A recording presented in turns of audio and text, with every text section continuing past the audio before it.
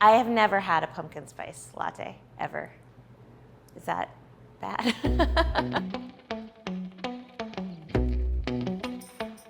Hi, I'm Samantha Seneviratne. I'm here in the New York Times Cooking studio, and I'm going to show you how to make 3 delicious pumpkin desserts that are not pumpkin pie.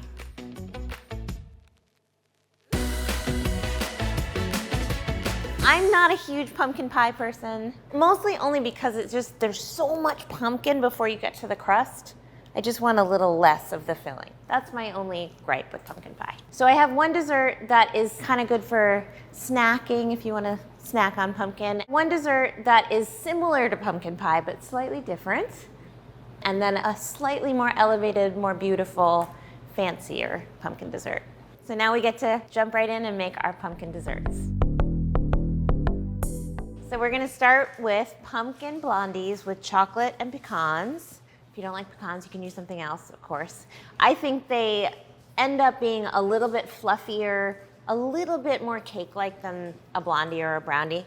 I think it's because the added moisture from the pumpkin sort of gives it moisture and a little bit of lift from the soda, and it's just like a fluffier, slightly cakier blondie. So I'm using both brown and white sugar for texture and chewiness. And then melted butter, which is nice because then you don't have to cream anything, which is not a problem. But some days you don't feel like creaming butter and sugar. An egg yolk.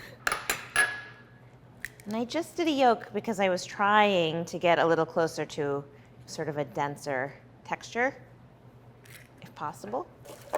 Mix that together. Okay, 1.5 teaspoons of vanilla extract-ish. I'm sure people measure vanilla extract. I never, ever do. And I probably put more than I ever write down in a recipe, but I think too little is no good, but too much is never a problem. Next, we're gonna do pumpkin. I like this dessert too because it's pumpkin-y, but it's not overly pumpkin-y, which is nice for someone who's not a huge pumpkin pie fan. Now we have our flour, and we need some cinnamon, baking powder, salt. Arthur and I make these together sometimes. They're super easy. He does like baking with me, sweet little dude. I wish I was more chill about baking with him though. You know, because you can't actually get anything done. And the kitchen is a disaster, but I do like baking with him. All right, so I have chocolate and pecans. I always use chopped chocolate. I prefer it to chips because I think you get more varying texture. I think the overall texture of chocolate, bar chocolate, is better. It melts a little bit nicer. But if you have chips, go for it. No biggie. I'm also gonna save a little just to put on the top because it looks nice in the end. Fold that in. And then into an 8-inch buttered and lined baking pan. That was close.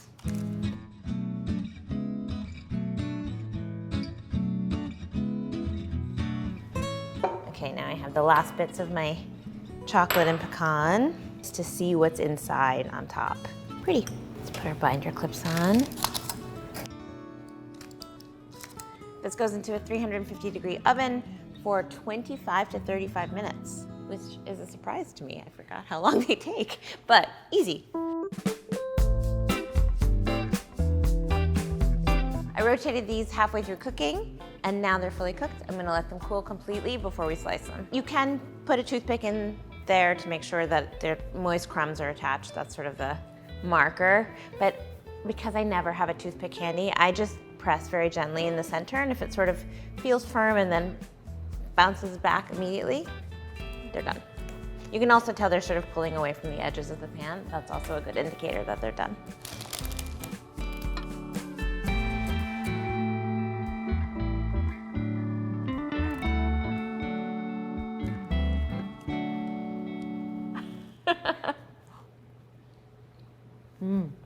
Tender. The bittersweet chocolate is really good. It's a little sour in a nice way that complements the pumpkin really well. It's not overly sweet. I think these would make actually a very good breakfast because they go so well with coffee. These are extremely easy to make. 15 minutes into the oven, and that's basically it. You can make them with your kids. You won't make too much of a mess in your house. You can have pumpkin morning, noon, and night. Yum. This is a bar, but not necessarily a bar that you would eat with your hands, sort of a slice and eat with a fork kind of bar. I like them because I like the ratio of pumpkin to crust. They're just a little more casual than a pumpkin pie, and you can slice them sooner than a pumpkin pie, which I like. So we're gonna start by making our crust, and I made that with ginger snap cookies into the food processor. You can crush them in a bag with a rolling pin if you have a lot of aggression that day. A little bit of sugar. Wow, this is a good food processor. I'm also gonna add a little bit of flour. I think that just makes a crust that has a little bit of a cakey feel to it, which I think is nice in relation to the pumpkin pie. Because the pumpkin filling is sort of wet, you're never gonna get a crunchy, crunchy crust. So I felt like let's just embrace that and go with sort of a moist, tender cake instead. Also adding some salt.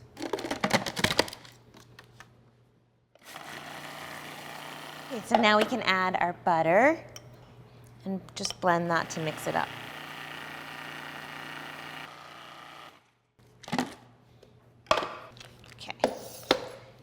That goes into a 13 by 9 pan that's been buttered and lined. Don't forget to line it. They're very hard to come out if you don't line it. A flat bottom measuring cup to sort of spread it out evenly and then smush it down into an even layer. Then this is gonna go into a 350-degree oven for 8 to 10 minutes. It'll start just getting lightly golden brown and you'll really be able to smell it. That's kind of how you know it's done, is when you can smell it.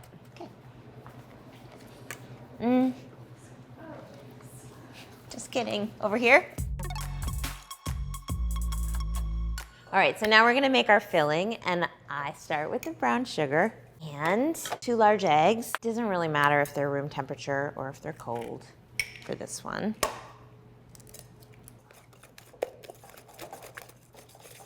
Two teaspoons of vanilla, 2 teaspoons of ground cinnamon, 1 teaspoon of ground ginger, 3/4 of a teaspoon of ground nutmeg. I'm going to grind it fresh. I just think it tastes so much better. It's just so fresh and it's so pretty. 1/2 teaspoon of salt and just a pinch of ground cloves. I think ground cloves are pretty strong, so I only put a little bit. And ground cloves last forever. Unlike nutmeg, I think that the ground version is perfectly fine. All right, so all my spices are in. And now I can add a whole can of pumpkin. Smells good. A can of evaporated milk, classic pumpkin pie filling, which I love because it sort of already then tastes like custard. That cooked milk flavor, that's so delicious. And the last thing is just a little bit of heavy cream, which just ups the richness a little bit. I think you can just pour this right onto a warm crust. It doesn't need to cool completely. It'll just cook a little bit faster, so keep an eye on your timing. That's it. Easy peasy.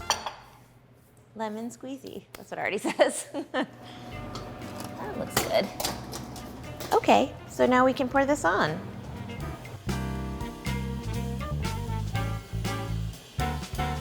So now this goes back into your 350-degree oven for 20 to 30 minutes until it is mostly set and it'll jiggle just ever so slightly in the center. I'll show you. Okay, let's see. Oh yeah, see that? It's set pretty much all around the edges. It's just right in the center. There's just a little bit of wiggle. We'll let it cool to room temperature for about an hour and then put it in the fridge to really firm up for a few more. It's still quicker than pumpkin pie though, right? Because it takes hours for pumpkin pie to firm up, sometimes overnight. It's too annoying. Make sure it's releasing.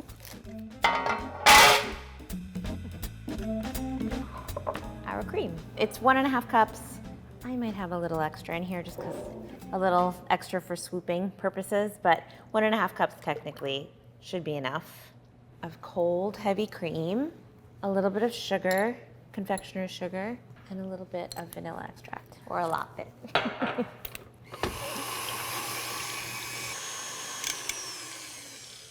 I don't like my whipped cream super, super tight, so I stop it a little early.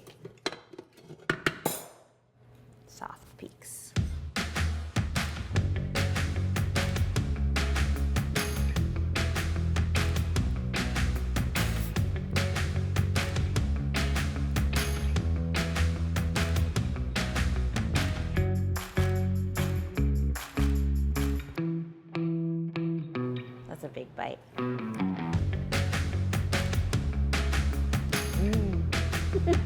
I just think it's the right amount of pumpkin to cream to crust.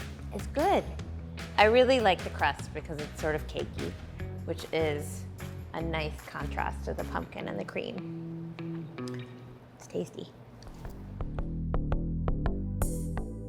And the pumpkin roll is just a classic Swiss roll, but we take a pumpkin cake, roll it up, and inside is this lovely coffee caramel cream. So it's just a little bit fancier.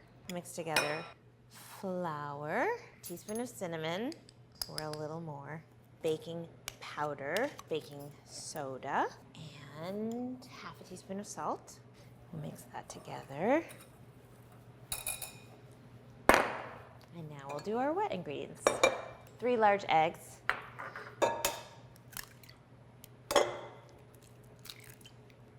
Doesn't matter if they're room temperature or cold. A little bit of brown sugar, some white sugar, whisk that together. Okay, vanilla extract and a cup of pumpkin puree. It's a pretty thin cake, so it's not gonna look like a ton of batter when you get it into your pan, but it's just enough. Okay, now we can put our dry ingredients in, fold them together. Just try not to overmix it. So now this is going into a sheet pan, half sheet pan, buttered and lined. This tool, big offset spatula, is your friend if you have one.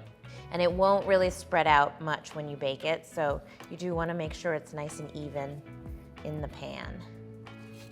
That's kind of the hardest part of this recipe, which is not hard at all. There we go. Now this goes into a 350-degree oven for about 15 minutes. So now this is the fun jelly roll technique. So we have a dish towel set on our counter, confectioner's sugar, and a fine mesh sieve. And we're going to dust this with enough powdered sugar that your warm cake won't stick. And you must do this while the cake is warm so that you can get that nice roll shape. If you wait until the cake is cool, it will crack. So you want to do this while your cake is in the oven and get it ready to go before it comes out. Now we wait. It's going to be too thin to put a toothpick in, so you really just have to press the center and make sure it just bounces back. And you know it's done. It's going to be fun. Ooh, I missed a little, but it's okay. We're just going to move it. And now we roll from the short end while it's warm. It feels very weird to mess with a warm cake, but it's right. If you try to roll it once it's cool, it would crack. You wouldn't want to roll. Don't roll it too tight so that you don't smush your cake down. A loose roll is just fine. And now you can transfer this to a cooling rack to let it cool completely before you put in your cream. Like a warm little baby. Okay, so now while our little cake baby is cooling, we can make our coffee caramel filling. Maybe this is technically the hardest part, but it's still not very hard at all. So we'll start with a little bit of water into your saucepan, and then we have granulated sugar. And the idea in putting the water first is to try to prevent any of the sugar crystals from hitting the sides of the pan, because they say that when you cook caramel, if the sugar crystals fall back in from the side of the pan, they can cause the whole thing to crystallize. But between you and me, crystallizing is not the end of the world. You can just add a little bit more water and it will smooth right out and be fine. Caramel is not scary. I'm here to tell you. So now we'll put this over medium-high heat. Don't stir it.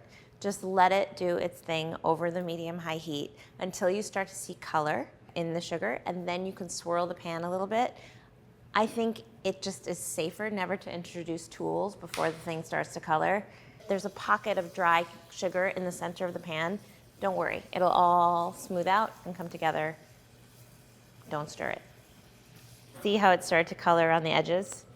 So now I'm gonna swirl it around. So we're trying to get it to a nice deep amber color. If you do it too early, it's just not gonna have as much flavor. So we'll just wait until it's nice and dark. It does go pretty quickly though, so you wanna have all your other ingredients kind of ready to go. So that's sort of my version of deep amber. I like to take it a little further because I kind of like that slightly on the edge of burnt flavor. Now we add our butter, and this is ground coffee, literally ground coffee. I think if it's ground really finely, the texture doesn't really cause any problems, so. And a little bit of heavy cream. And now I'm gonna whisk it just to make sure that coffee is well distributed. Smells good. So now this is gonna go into the bowl of my stand mixer, or just a large bowl, a large heat-proof bowl. You want it to cool a little bit just so that it doesn't melt all the rest of the ingredients, but you don't want it to cool completely because it will start to firm up and become too thick. You can also just help it along by swirling the bowl a little. Doesn't look good. Okay. Now to this, we're gonna add cream cheese, ideally at room temperature, a couple pieces at a time. If your cream cheese isn't fully room temperature, sometimes it has a hard time incorporating and you get these like little lumps of cream cheese, but it's okay. And that's our filling. Into the fridge. Here.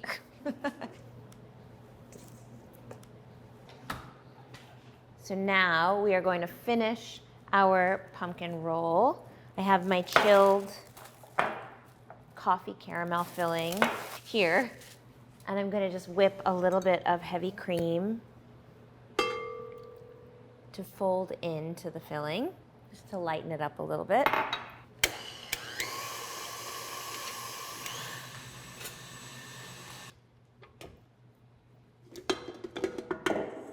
Sometimes it's easier if you just whisk in a little bit first to loosen it up a little, and then you can fold in the rest more easily. Now we can unroll our cake. She's cool and sort of frozen in this wonderful shape.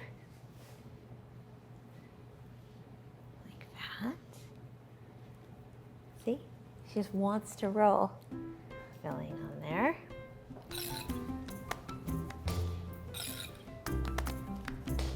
Here. We'll spread it out evenly. It doesn't look like a ton of filling, but the truth is, once you roll it up, you get a whole spiral full, so you don't need a lot. And also it makes it really hard to roll if it's too full. Okay, so we'll spread it out evenly, and then roll it back up without the towel this time.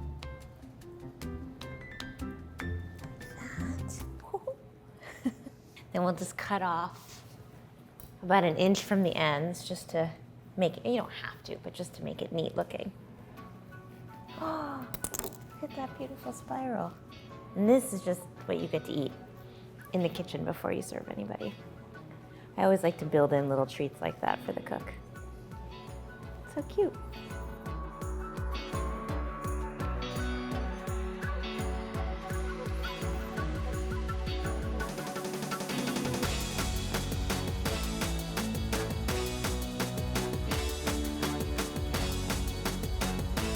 Should we eat it? Look how pretty that spiral is. Okay, here we go. Extra cream. Mmm. They're genuine. Mmm. I just really like the combination of coffee and pumpkin. I mean, it's basically a pumpkin spice latte, isn't it? In cake form. It's pretty good. This one is just ever so slightly more complicated than the other two, but it looks very pretty and it's not that hard in the end. Once you conquer your fear of caramel, which is very easy. Yum. So here are 3 beautiful pumpkin desserts, none of which are pumpkin pie. I hope you try something new and I hope you enjoy.